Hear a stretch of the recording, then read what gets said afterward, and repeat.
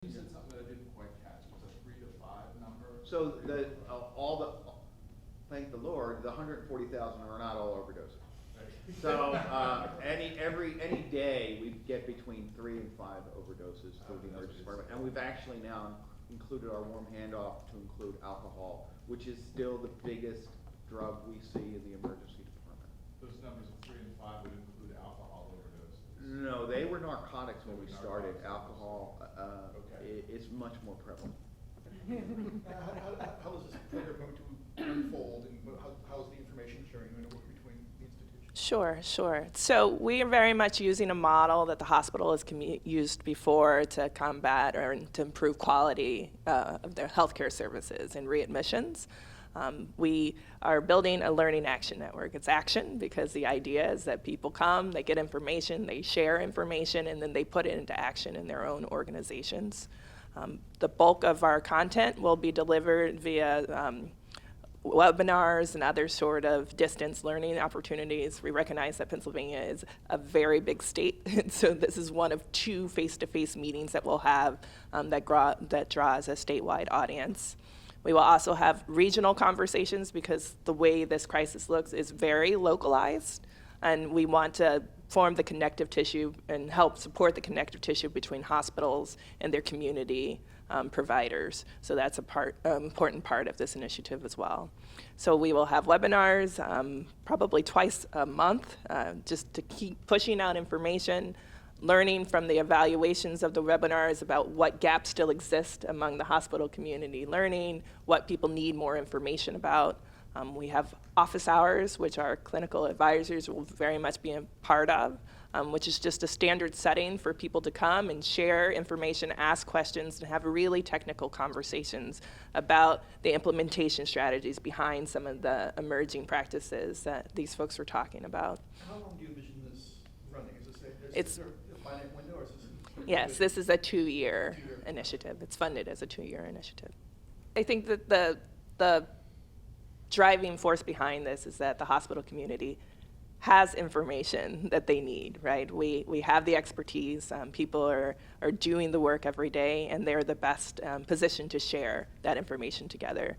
Currently, hospitals work in their silos. Some of them have regional collaboratives, but a lot of folks are on their own doing this work. They're individual ED docs who are thinking about this issue in their own community. So creating a platform where people can share information peer-to-peer, talk about the technical issues, talk about strategies is a huge part of this effort to allow the hospital community to work together to move their work further, faster. And to that end, Dr. Dunham, would you be comfortable sharing a little bit about the PASEP involvement, the Pennsylvania College of Emergency Physicians? Sure. Pennsylvania ACEP is definitely involved in the opioid campaign. So they have, there's a bunch of legislation that they're working with the government to help with this crisis. They're also working with vital strategies and going to our representatives in Harrisburg to help to advocate for this. I'm sorry, Doctor, what is that acronym you just used? Pennsylvania College of Emergency Physicians. Dr. Dunham's a member of that. And so is Dr. Barbera. And just to add, when you talk about silos, what we are on the organized medicine and in addition to what you said was we are starting to work with other societies as well. So this is a society that affects pain management, anesthesia, psychiatry, a lot of different specialties. And where Pennsylvania ACEP has been helpful is reaching out to other specialties that maybe you wouldn't think had an impact, such as surgery. And so I'll just say from our own emergency department at Reading, what we noticed, we did in the emergency department, we have an EMR called Epic, and we set a maximum number of pills that you could prescribe to 21 or 18 or something, very low. And what we found was our surgeon colleagues weren't really used to that. Theirs was set at 90. And there were a lot of good reasons for that because peri-op and whatnot. And we began with ACEP and a lot of other societies educating the House of Medicine, if you will, on the prudent utilization of opioids. And Many times we'll hear stories in the emergency department of someone, a young person that had elective or orthopedic surgery that got some prescription pills for their operation and then never got off them. And then when the pills ran out, maybe went to other more easily accessible drugs. And that's how the addiction began. So I think the role of organized medicine here, and as well as the hospital association, is key to help education and set maybe some policy for the utilization of narcotics. Doctor, to that end, I mean, we've seen some data showing that opioid prescriptions generally are down, and a lot of that success is being attributed to the prescription drugs monitoring database. And can you talk a bit about that, how your physicians utilize that and how that's helped? Sure. So what we did, we actually did a study that was published, and we applied for an award from HAP, and we didn't get it. I'll just throw that in. But oh, right. All right. Well, you better give me lunch then. All right. No. So this is what we did. We actually looked at this, and when the PD, we did two things. One, we looked at the number of opioids we were writing as prescriptions, and then after the PDMP went in, and we looked at the difference. And we saw a 23% decrease in the number of opioid prescriptions. And then we removed opioids from all the discharge order sets so that you couldn't do it. You could find them, but you had to search for them. So it was like so when I write for an opioid in the emergency department to go, Epic is very good with this. You just push a button in Epic, you click, and it'll come up, it'll bring up the PDMP and the person's past history, if you will, of who prescribed what for them and when. And you can gauge your prescribing based on does it look like there might be a pattern of abuse or diversion here or not, and that sometimes helps.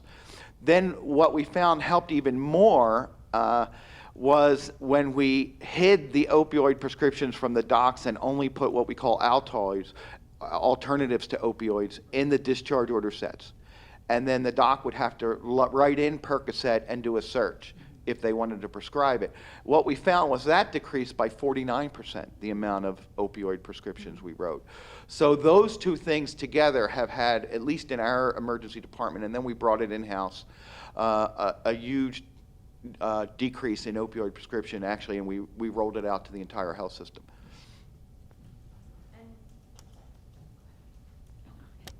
No, just to reiterate that, I know that Pennsylvania ACEP was involved with putting out guidelines of how we prescribe opioids in the emergency department for acute pain. So that was very influential in addition to the prescription drug monitoring program. But yes, all of the prescriptions for opioids, benzodiazepines, stimulants have all gone down since the inception of that. Well, that's really good news, and I mean, certainly reporters who cover this, we've covered a lot of what the state has done and a lot of the programs that have been out there. I'm trying to understand what is sort of on the forefront for programs like this now. I mean, obviously the webinar and increasing communication, but can you get a little bit more specific about that, or maybe some different instances of the ways that information sharing is gonna help in a way that we're not already seeing in current programs? Sure. So I think that part of what you see here are folks who have really sophisticated approaches to the crisis in their own communities, and really the landscape is quite diverse across Pennsylvania. There are places where individual docs are kind of holding down the strategy and the campaign, and their psychiatry and other sort of units and thinkers in their organizations. What we hope to do is support all those models, right, and help everyone improve and advance their work in this area. So a lot of what we will be sharing are foundational conversations about how do you think about your data, how do you access the information you need to understand the trends and the patterns within your organization, to really robust sort of conversations about the programs that are going on at Einstein that really connect the community to the hospital. So I think that it's a level set. Our first step is to make sure that everyone has information they need, has the sort of support structures within their organization to really elevate this work. That's going to take a minute. That requires people focusing, having the right conversations internally to free resources up to put a more robust team around this initiative within their organization. And we will continue to do that work over the next 2 years to try to elevate everyone's efforts within their own organizations and communities. And there are consequences to all of these changes, many of which are to the better, but there are other consequences in, for example, the PDMP. So many people, many of our colleagues see the PDMP, they get the result, but they're not always sure quite what to do with that result or how to interpret it. And so we understand that there has to be some ongoing education about what to make of the PDMP. And then if you've identified people who need resources, where are you going to find them? Other consequences. So I mentioned that the workflows have been changing. Take our primary care colleagues and some of the challenges in opioid prescribing by our surgeons. So all of our surgeons operate on people who have primary care physicians. We have also moved towards reevaluating all of the depart or discharge medication access, controlling the amount of pills that people have after a surgical procedure. In fact, I think Einstein Montgomery did get an award from HAP because of one of their quality initiatives in looking at just that process.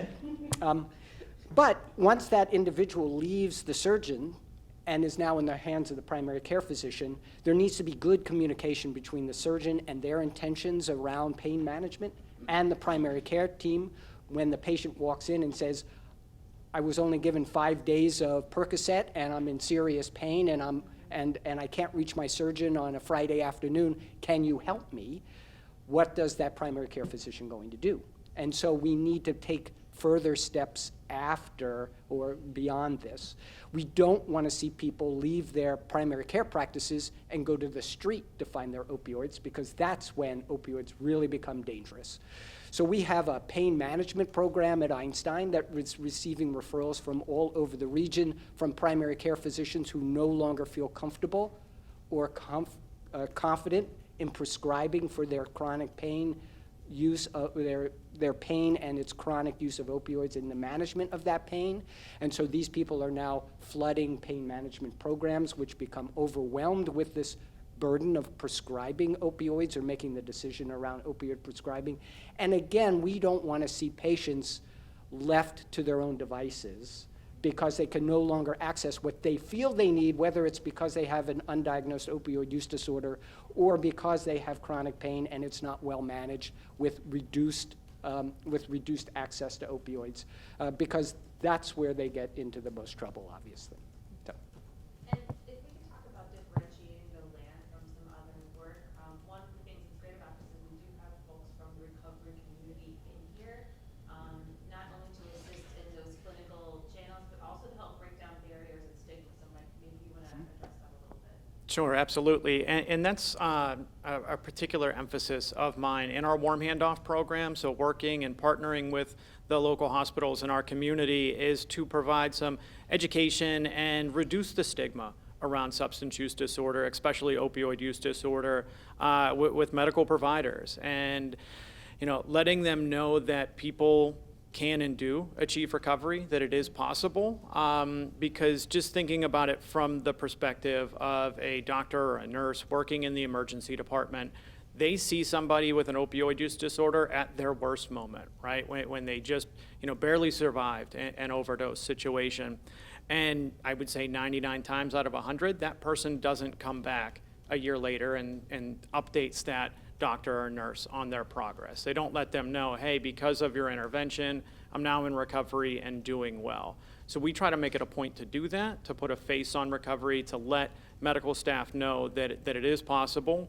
And part of our effort is to keep people engaged in care, keep people engaged in services beyond the warm handoff, beyond just getting them connected to treatment and then severing that service relationship. So we'll follow them with our case managers and recovery specialists throughout the continuum of care. So whether they go to an inpatient program or they're involved in an outpatient MAT facility, we'll follow that individual throughout the course of their treatment.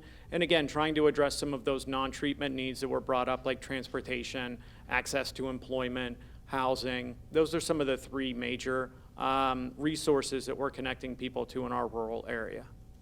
I would ask on that, with regard to MAT, that's where I often run into the most confusion and misinformation reporting on these stories among the public. Can you talk a little bit about how you envision MAT's role in longer-term treatments and kind of where we are as a state of health systems in administering those MAT programs, and what role that plays in recovery?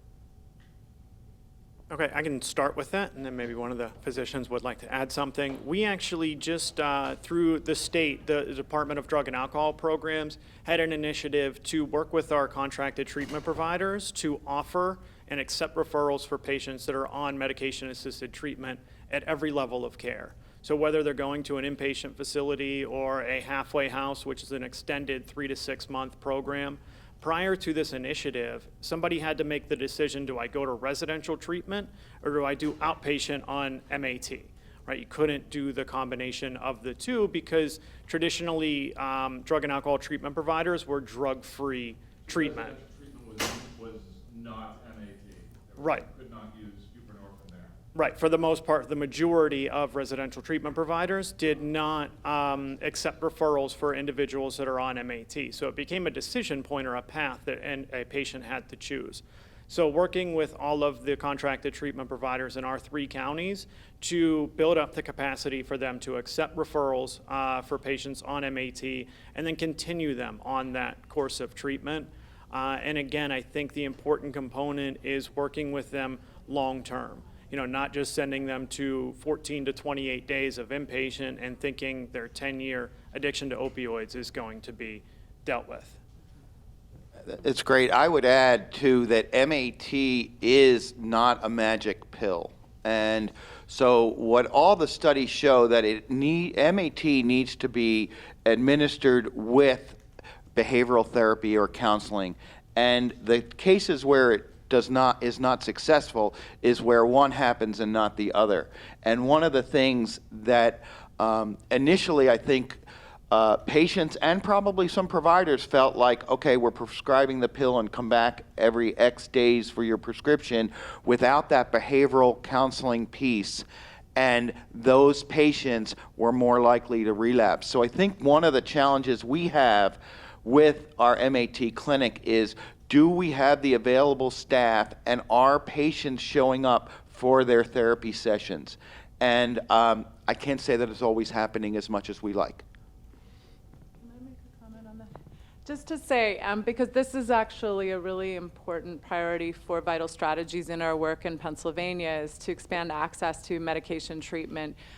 Because we recognize that medication treatment is actually protective against overdose. And as our primary goal is to reduce overdose deaths, we recognize that when folks are on medication treatment, the likelihood of overdose is far reduced. And that's extremely important. So, for example, you might think about, I think one of the things with treatment that we have to recognize is that historically we've had a treatment system that is sort of one size fits all. So, as you're talking about, inpatient treatment looked this way, and this is the way it had to be. And so medications were not allowed there. And outpatient treatment looks this way, and that's how it has to operate. And so I think if we think about making medication treatment available throughout treatment, as a part of treatment, as a core component of treatment for opioid use disorder, we also want to recognize that we want to tailor or have patient-centered care delivered to patients in the treatment system. So for some folks, they may stabilize on medication treatment. And, for example, when you think about people don't have to come every day for medication, for example. And one of the values of buprenorphine treatment is that it can be prescribed from a physician's office, and folks don't have to come every day. So folks may stabilize and then benefit from monthly check-ins with their primary care physician, for example, while others may need more intensive services simply because of what's going on in their life and related to their substance use disorder, how they got there in the first place. So I think, it's the nuance of it that we want to support, and to be able to build capacity throughout the system for this. I hope that, yeah. I agree with both of my colleagues here in that I'm glad that you're advocating for some of these inpatient centers to have medication-assisted treatment, because I think there is still a stigma in people actually who are helping to treat for opioid use disorder, because sort of I hear a lot of having lectured on PDMP to physicians as to, to get enrolled in the PDMP. A lot of them were asking questions such as, well, aren't we just, for instance, with buprenorphine or methadone, aren't we just substituting one drug for another? So there is still some misunderstandings and misconceptions that need to be addressed within the drug treatment community. So I'm glad that's happening. But then on the other hand, Dr. Barbera is completely right that it's not a panacea or a complete, this one pill or one medication cures all. You really need to have these medication-assisted treatment facilities that may be popping out all over the place, being fully capable of having counseling, primary care, legal services. So it needs to treat the whole thing and not just that one little aspect of it. So hopefully we can learn from each other with all of these specialists here about that. And to your point, the other thing that we don't think about is that, people have lives. So it's not always convenient to give up 28 days to go somewhere, especially if a job or children or elderly parents or something else. And so to your point about tailoring the treatment, there are some people that we would label, well, they're not compliant or they're not willing to. No, they've got to pay the rent. They have children. They don't have a support system that just enables them to give up X amount of their life to go into treatment. And I think we really need to be sensitive to that, as well as be sensitive to not sending people back out to the same environment that enabled an addiction in the first place. And I think we're just starting to understand that, and I don't have an answer how to fix it. But I think you do. Right. Of course I do. I don't have a clue how to fix that one either, but it is clear that, that the factors that influence and sustain opioid use disorder are multifactorial, and we need to be able to address different ones for different individuals. I do agree here that there are different goals that we want to try to achieve. We got started down this campaign at Einstein because of the overdose epidemic. People were dying. Over 1,300 Philadelphians died in 2017 from opioid use overdose. That's a huge number of our people succumbing to this disorder.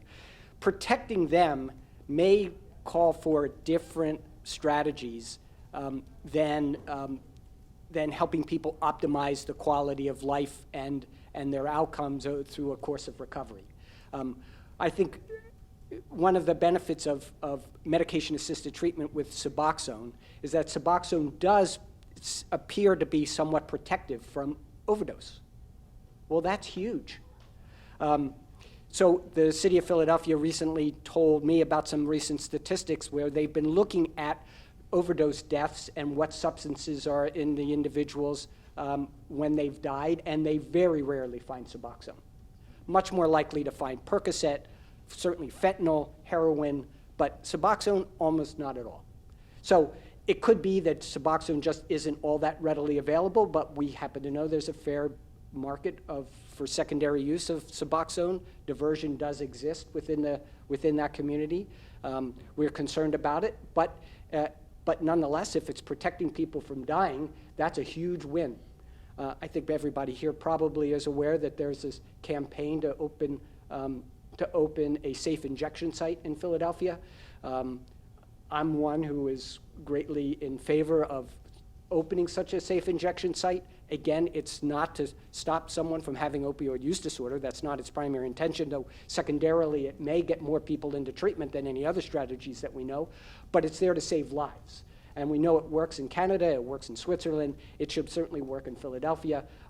It's not part of the LAN discussion, but directly, but indirectly, it helps support this particular goal, which is to save people so that later they can get into a full recovery treatment, of which for some, maybe just Suboxone or methadone is all they would need to return to a highly productive life. And there's very good evidence to suggest that it is a working strategy, has worked better than any abstinence program that has been offered for the majority of people who seek care through that.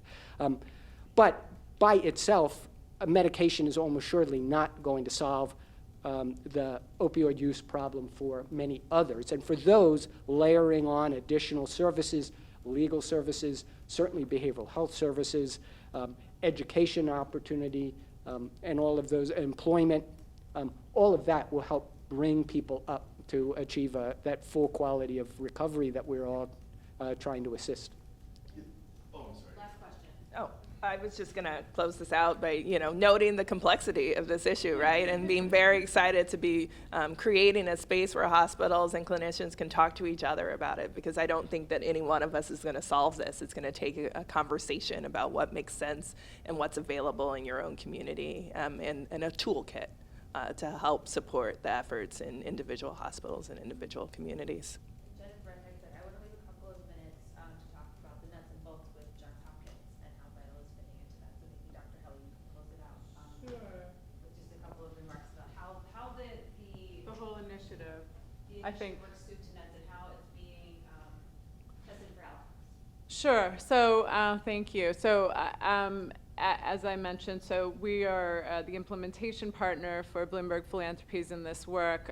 So we carry the $10 million that Bloomberg Philanthropies pledged for the state of Pennsylvania to intervene to reduce overdose deaths with any variety of projects which we are still in the course of developing. But we're very fortunate to have this opportunity to work with HAP and the physicians and hospitals leading the way across the state here to support the LAN. As part of this initiative, Bloomberg Philanthropies has also brought Johns Hopkins University, Bloomberg School of Public Health, in to conduct evaluation of, in particular, some of the more complex initiatives that we're pursuing, this being one of them. So as our partners, as our evaluation and research partners in this initiative, Johns Hopkins faculty and postdocs will be working with us to identify the components of this work as it proceeds and sort of understand how implementation is happening in the initiative and what that looks like in the different hospitals across the state, and how we can tie implementation to the outcomes that we see in the longer term in the state. So in addition to looking at some quantitative data, Medicaid data, anonymized data reported by the hospitals on their progress in implementation, they'll also be conducting interviews with key informants from across the hospital systems to better understand how implementation actually happens. Because as we've heard, it's going to look different everywhere, and it's a nuanced and complex issue to mount programming for in a complex hospital system.